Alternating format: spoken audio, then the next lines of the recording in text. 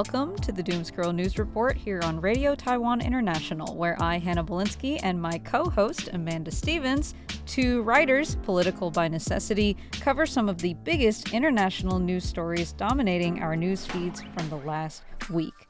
I'm Hanna Bilinski, and this week we're tackling the so-called axis of upheaval and how Prime Minister of India, Narendra Modi, may be ingratiating himself within this little clique, as well as the back-and-forth treatment United States President Donald Trump is giving Chinese international students. Amanda, you're back. And I'm finally in the studio with you. Between the two of us visiting home, it's only been like a million years since we last recorded. How was your trip? It was great. It was crazy to be in the United States because we talk about the news all the time. But to be honest, I mostly unplugged. I was going back for the wedding of a family member of mine. Oh, okay. And so I was mostly just tuned into doing that. And I took our advice. I touched grass. I think that's great. I took a month to not, and I wasn't disconnected from the news because it is everywhere. And I would watch the kind of local news, national news summary with my parents every now and then. I was keeping up with some of the headlines, but largely just living in the moment. We went kayaking. I did some hiking. I biked through an old railway tunnel. Ooh, was that spooky? Cool. Yeah, but it was a fun experience. Anyway, the trip was a lot of fun. That's great. It was a lot of fun. I have not enjoyed getting back into the news cycle. I can't imagine there were many, because when I went back, I was in upstate New York first. And it's pretty red outside of, any urban areas of a state, of any given state, really. But I didn't get a really strong, I guess I could say MAGA vibe out there, to be honest. Now, when we flew to Arkansas, it was a completely different story. I walked into Aaron's grandma's apartment. She had Fox News on the television. But it was kind of amazing to me how Fox News presented him as if he was doing things that made sense. I mean, that's basically the opposite of where I'm from, as we've talked about often. But what I could say, what was interesting is there were, I heard protests definitely every weekend. There were protests going on all the time. Wow. I don't know how effective necessarily, and I don't mean this to criticize the protesters. I think you should always use your right, go out, speak up, and get other people to speak up if you're upset about it.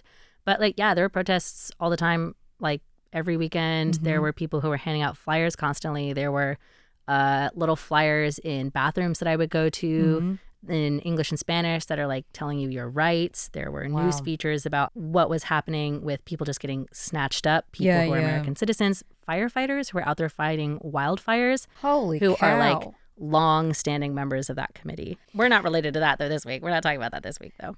Well, let's kick things off today talking about what's happened between the United States and India in recent other side weeks. Of the world. Yes.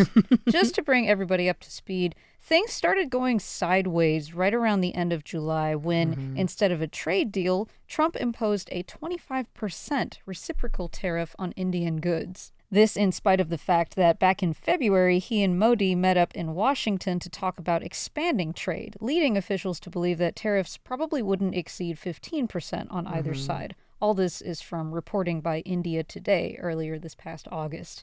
As the month wore on, he imposed an additional 25% penalty tariff, basically leveled as a punishment for India's continued imports of Russian oil. This put tariffs at an unprecedented 50%, among the highest for any country in the world, and that took effect in August. India stood their ground, calling the tariffs, quote, unfair, unjustified, and unreasonable, with Modi promising that he'd never allow India's farmers to get screwed. Per Reuters, financial services company Moody's Ratings said this tariff could severely undermine India's manufacturing ambitions and slow economic growth, potentially even slowing their real GDP growth down by 0.3 percentage points for the current fiscal year ending March 2026. Modi turned to Asia, visiting Japan, China, and Russia. Notably, this marks his first visit to China in 7 years, where the normally fraught India-China relationship seemed to vanish in an instant when Chinese President Xi Jinping welcomed him with open arms, saying, "It's time for the dragon and elephant to come together." India and China have a long and complicated history of not quite getting along, namely because of border disputes that come and go. Do you think they've really squashed the beef? I mean, no. Ah, yes. Someone has read their history. No, I don't. Actually, I'm not too up to date on the ins and outs of India and China and their beef, but I was reading the India Today and the Guardian article, and it just makes sense to me that these two would have beef, mostly because China is an expansionist empire and is always trying to push their boundaries into places where the countries that were there first don't agree with. They be doing that. So at least because of that, also because we've talked about before, like when we were covering the Pakistan-India conflict, China was the one who was backing Pakistan, notably, and it was the United States who was backing India, at least militarily. And so I think that, like, have they squashed their beef? No. Probably not. I don't think so at all. However, I do think that there is a level of stability working with China that is convenient for Modi at the moment. At this moment, definitely. Which actually, like, something that I think I've said before on this show, and like something that I have heard many times since like getting into the news and following more like news on Russia and China, is that these two leaders, Xi Jinping and Vladimir Putin, they think in history in terms of like decades and centuries. And they like plan. That's interesting. In that way. They don't plan for the right now, but they're planning for like a legacy. I guess it makes sense because they have a much longer history, really, than the United States, for example. And I think it's evident at this point that it's like these are clearly two leaders who want to leave a legacy. Yeah, it's in that history. It's like an empire kind of state of mind. So, exactly, sort of like isn't that that song, Empire State of Mind? State of Mind, yeah. Okay, sorry. But yes. But so when working with something like that, like when you're dealing with a leader like that, neither one of them I think is like ready to be friends, but I think both of them are ready for like a temporary friendship, which will help them to achieve their goals. And to stick it to the West. Yeah. Yeah. And I think that there is precedent set that honestly they kind of have a point of wanting to do. Yeah, you mentioned Vladimir Putin. Modi was seen broing out, basically, with Xi and Putin. I've seen... Kind of like cheesing it up. Yes. No, they were, like, really cozy with each other, like clasping each other's hands and everything. And the article described them as, like, throwing their heads back, laughing in the sky. I've seen some discourse framing this as Modi ingratiating himself with the axis of upheaval, which refers to the group of countries that reliably challenge U.S. hegemony, namely Russia, China, Iran, and North Korea. Some, mostly accelerationists and other such kind of insane people, see this as the beginning of potentially a new world order. What's your take on that? Accelerationists. I've never heard that word before, but that is kind of like what it feels like to me. I don't think it's like a new world order. I feel I'm asking a lot of rhetorical questions today just to generate discussion. But also, but I mean, like there is sort of a fear. The term axis of upheaval is actually, I would say, I feel like that is a really good way to describe it, though. Oh yeah. Because getting back to what I was saying before, I think a lot of these countries have a long history, and I think a really good precedent of wanting to stick it to, quote, the West, end quote, which is the United States, but obviously a lot of European countries Europe, as well. Right. NATO. NATO, countries that consistently, economically at least, either take advantage of or dismiss these countries historically and today, and do things like write off these other really powerful, at least economies, whether or not you agree with their politics. I think it is like a little bit insane.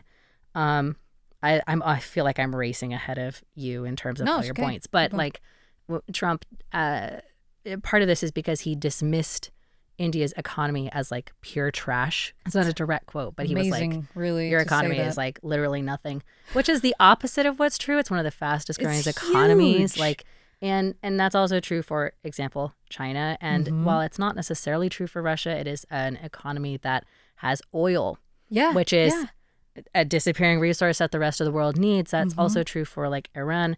And North Korea is just kind of doing their own thing. So I don't know if we can like, they're included in the axis of upheaval because they're definitely like movers and shakers. Sure. And this is coming from a guy who wants oil, rather I should say, doesn't want to go green, wants to do everything in his power not to go green. And yet he's not making nice with these countries that have this resource that he is going to need.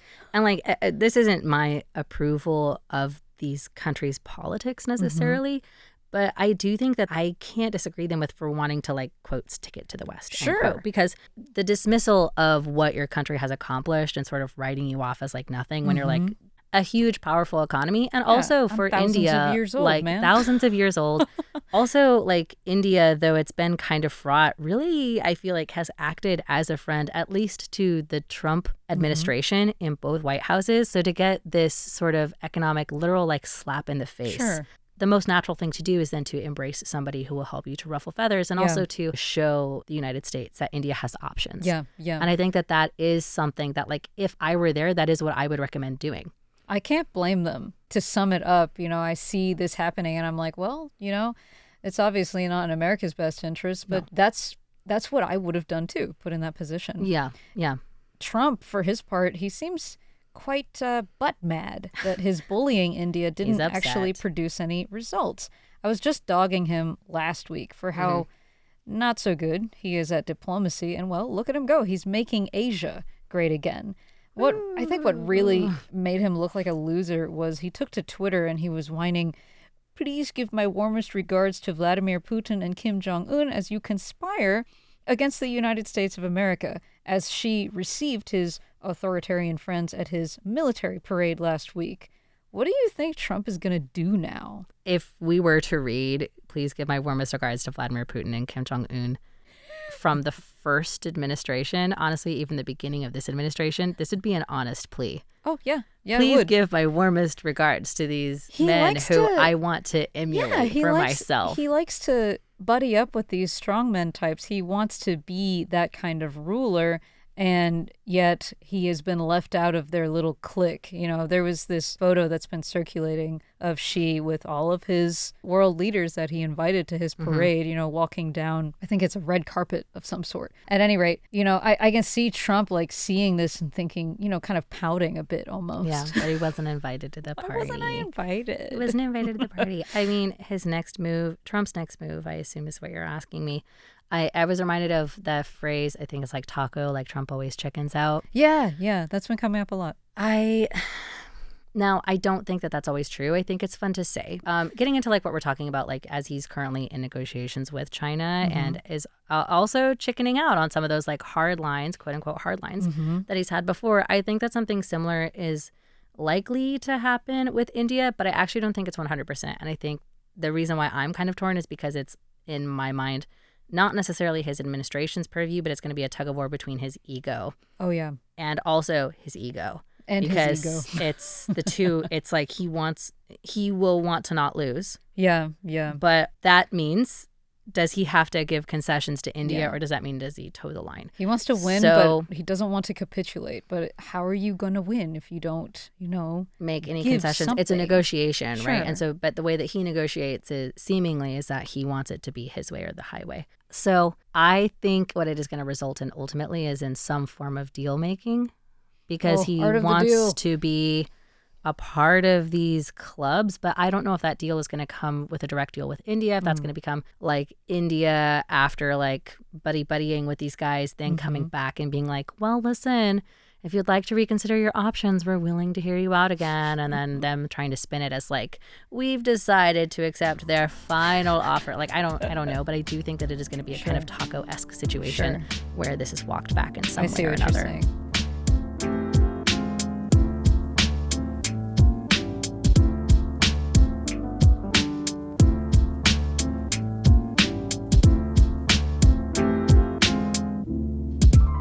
Speaking of Trump and China, he's been going back and forth on another matter recently, that being the revocation of Chinese student visas. I remember writing about this for RTI earlier this summer, how they basically stopped processing new student visa appointments globally in order to fine-tune their social media vetting and background checks. Secretary of State Marco Rubio specifically mentioned those with ties to the CCP or studying in, quote, critical fields, without actually describing what those fields are, would have their visas revoked. This all goes hand in hand, I think, with Trump's periodic clashes with elite institutions like Harvard, who really rely on international students' tuition.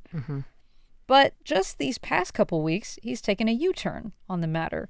Robin Levinson King, reporting for BBC News, said he's welcoming 600,000 Chinese students to study in the U.S. over the next 2 years, a decision that was met with backlash from his supporters. Trump told the Daily Caller on Sunday that it would be insulting to ban them, then said their attendance would be a boon for smaller universities. Some of his own cronies have openly criticized him for this, including Laura Loomer, who wrote on Twitter that nobody wants more commie spies in the U.S.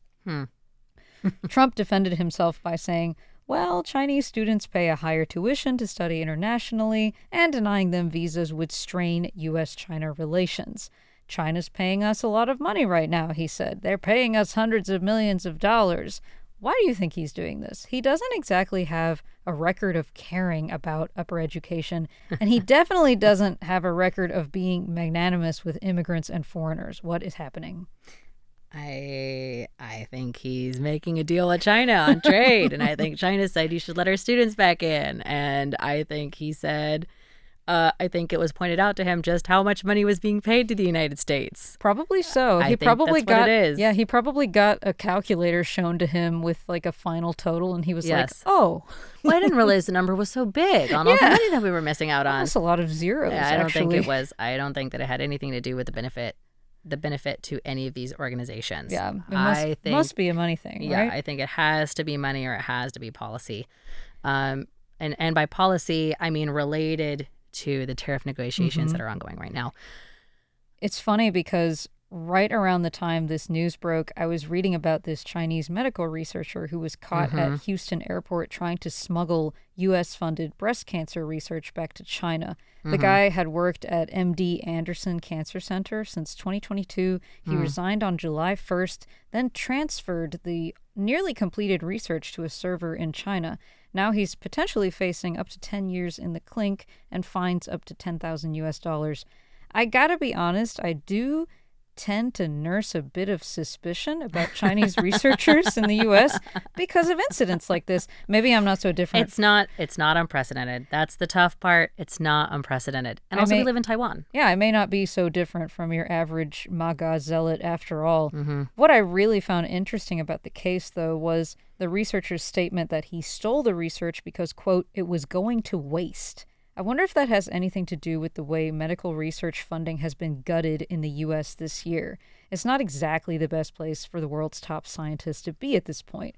Do you think Trump realizes this, or is it truly just about the billions of dollars Chinese students bring to U.S. universities? The thought occurred to me that, is he thinking this is my way of sourcing funding? Now that I've terminated grants and research projects and generally thrown the National Institutes of Health's budget under the bus. When you say sourcing funding, do you mean like for research? Yeah, I think it's kind of like the tariff thing, right? Instead of taxing Americans directly, he raises tariffs. And that's how he's bringing that money that he wants in. So instead of giving funding to government agencies to conduct medical research, he is bringing more international students and their big ticket tuitions in to pay. Does that track?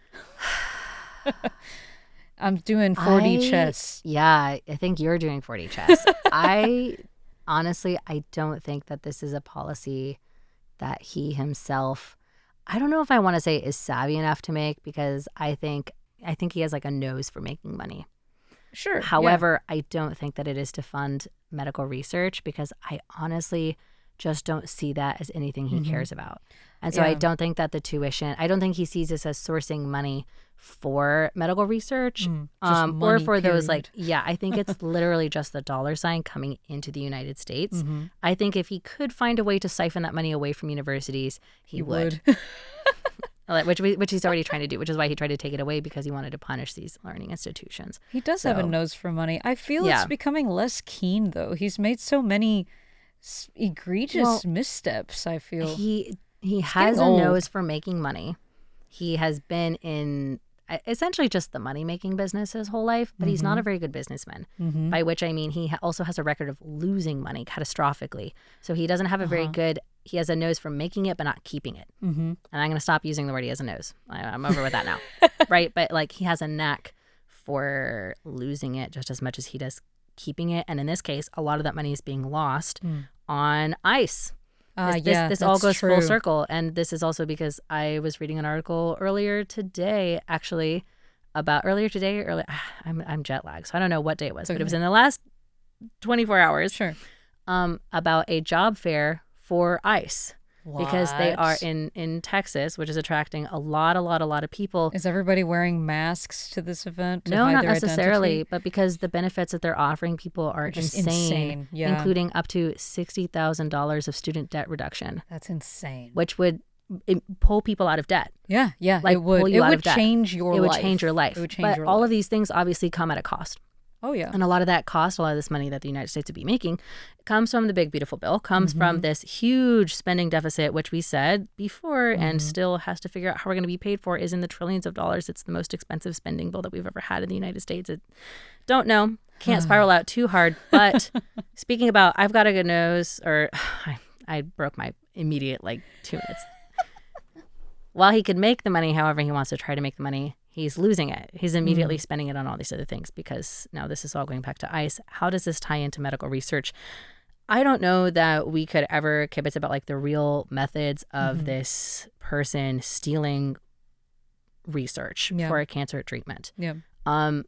Because I think that is also one of the complicated things about Chinese spy rings or information stealing. Espionage is the word I'm looking for. Thank you. I don't know that the motives of the people who do it will ever be crystal clear, because also China's can be really shady with people as well. It's true. They tend to keep they keep everything as murky as possible. Yeah. I would bet, like anyone, it's money that motivates them. But I also feel like you could, the current situation is also really dicey. And I feel like this is the perfect situation to manipulate somebody who maybe he really did care about the research he was doing. He sunk 3 years of his life. It's possible. And if he sees it not being used, this was described as near breakthrough research. Yeah, it which is. would It's be a breast cancer vaccine. That's incredible. That would, again, speaking about changing need that. lives, I would need that.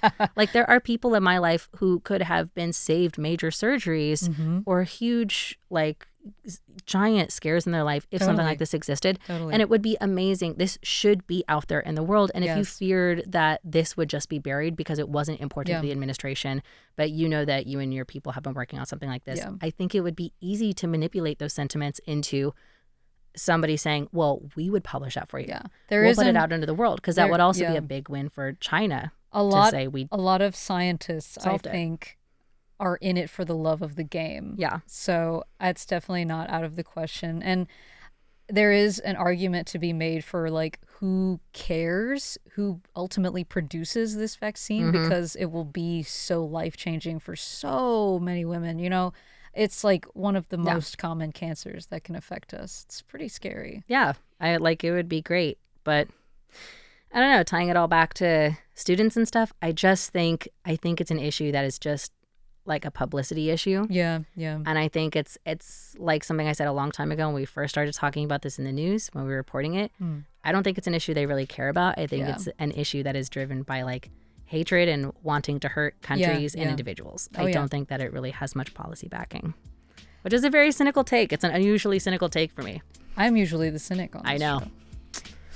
Well, that's it for today's news report. A quick reminder that you can find all of our referenced articles in the show notes for today's episode.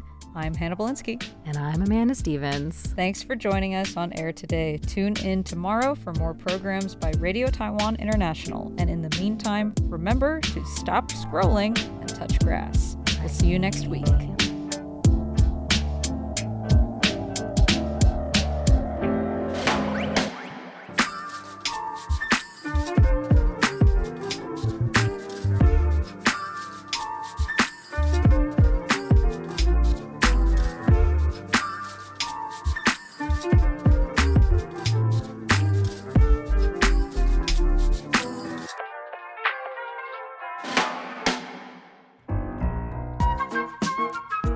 Catch the latest RTI news, programs, previews, and more on our website, rti.org.tw. That's rti.org.tw.